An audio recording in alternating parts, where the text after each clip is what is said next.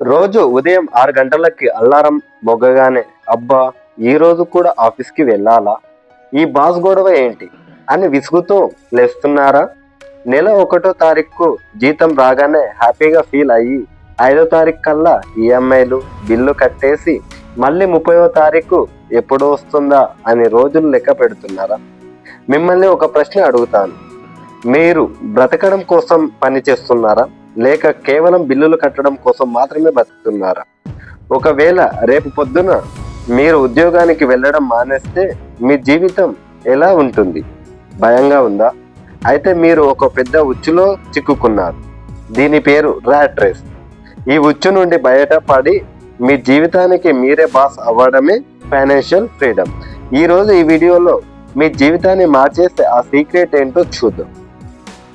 నమస్తే friends, welcome to our YouTube channel. ఈరోజు మనం మాట్లాడుకోబోయే టాపిక్ ఫైనాన్షియల్ ఫ్రీడమ్. చాలా మంది ఫైనాన్షియల్ ఫ్రీడమ్ అంటే కోట్లు సంపాదించడం, లగ్జరీ కార్లు కొనడం అనుకుంటారు, కానీ అది అసలు కాదు. ఫైనాన్షియల్ ఫ్రీడమ్ అంటే డబ్బు కోసం మీరు పని చేయడం కాదు, మీ డబ్బు మీకోసం పని చేసేలా ఒక సిస్టమ్ క్రియేట్ చేయడం. మీకు నచ్చిన పనిని నచ్చిన సమయంలో నచ్చిన వారితో డబ్బు గురించి అసలు చింత లేకుండా చేసుకోగలిగే స్వేచ్ఛ నిజమైన ఫైనాన్షియల్ ఫ్రీడమ్. సరే, ఇది మనకి ఎందుకు ముఖ్యం? ఒకసారి ఆలోచించండి. మన జీవితంలో అత్యంత విలువైనది ఏది? డబ్బా? కాదు, సమయం. కానీ ఆ సమయాన్ని మనం ఎవరికో అమ్మేసి డబ్బు సంపాదిస్తుంది. మీ పిల్లలు పెరుగుతుంటే వారితో గడపడానికి టైం ఉండదు. మీ తల్లిదండ్రులని చూసుకోవడానికి లీవ్ దొరకదు. మీకు నచ్చిన ఊరు వెళ్ళడానికి అకౌంట్లో బ్యాలెన్స్ ఉండవు.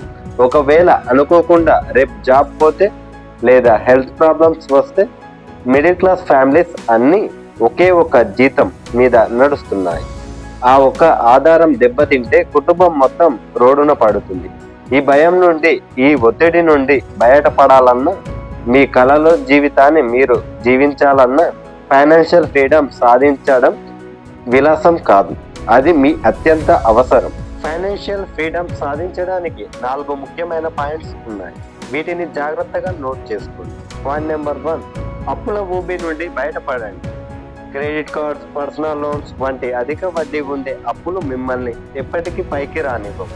మీరు సాధించే డబ్బు వడ్డీలకి సరిపోతే మీరు ఎప్పటికీ ధనవంతులు కాలేరు. ముందు మీకున్న బ్యాంక్ లోన్స్ అన్నిటిని క్లియర్ చేయండి. Point number 2, emergency fund. జీవితంలో ఎప్పుడేం జరుగుతుందో ఎవరు చెప్పలేరు. అందుకే మీ నెలసరి ఖర్చులకు కనీసం 6 నెలల నుండి 1 సంవత్సరానికి సరిపడ్డ డబ్బుని ఒక సేవింగ్ అకౌంట్లో ఎమర్జెన్సీ ఫండ్గా దాచి ఉంచండి. ఇది మీకు మానసిక ప్రశాంతతను ఇస్తుంది. పాయింట్ నెంబర్ 3, ఖర్చులు తగ్గించి పొదుపు చేయండి. పక్కవాడికి చూపించుకోవడానికి షో ఆఫ్ ఐఫోన్స్, బ్రాండెడ్ బట్టలు కొని అప్పుల్లో పడకండి. రిచ్గా కనిపించడం ముఖ్యం కాదు, రిచ్గా మారడం ముఖ్యం. మీ ఆదాయంలో కనీసం 20% నుండి 30% ముందే పక్కన పెట్టేయండి. Point number 4, invest and build passive income. డబ్బుని కేవలం బ్యాంకుల్లో పెడితే ఇన్ఫ్లేషన్ వల్ల దాని విలువ తగ్గిపోతుంది. మీ డబ్బును పెంచాలి. ఎలా పెంచాలి? SIP, mutual funds, stock or real estates, side hostels. అంటే ఏంటంటే యూట్యూబ్, వ్లాగింగ్స్ లేదా ఏదైనా బిజినెస్. మీరు రాత్రి పడుకునేటప్పుడు కూడా మీరు డబ్బు వచ్చే మార్గాన్ని మీరు వెతకకపోతే మీరు చనిపోయే వరకు పని చేస్తూనే ఉండాల్సి వస్తుంది. ఇక్కడ ఒక చేదు నిజం మాట్లాడుకుందాం. మన చుట్టూ చాలా మందిని చూస్తుంటాం.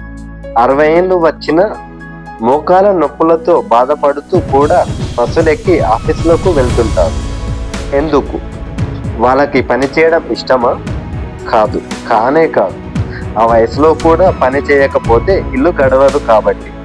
ఒకసారి ఆలోచించండి. మీ 20 లేదా 30 ఏళ్ళ వయసులో మీరు చేసే చిన్న చిన్న తప్పులు, అనవసరపు ఖర్చులు మిమ్మల్ని 60 ఏళ్ళ వయసులో కూడా కష్టపడేలా చేస్తున్నాయి. ఈరోజు మీరు డబ్బును గౌరవించకపోతే రేపు డబ్బు మిమ్మల్ని సమాజంలో తలదించుకునేలా చేస్తుంది.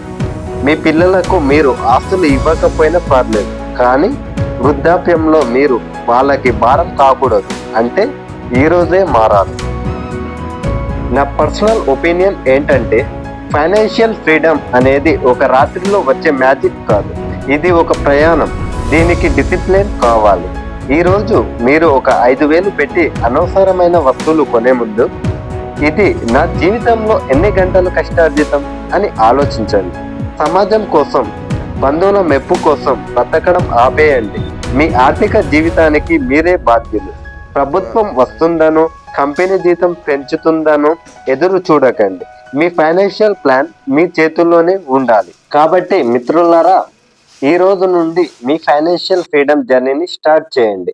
మీరు ఈ రోజే మీ మొదటి అడుగుగా ఏం చేయబోతున్నారు? మీ అప్పులు తీర్చబోతున్నారా లేదా సిప్ స్టార్ట్ చేయబోతున్నారా?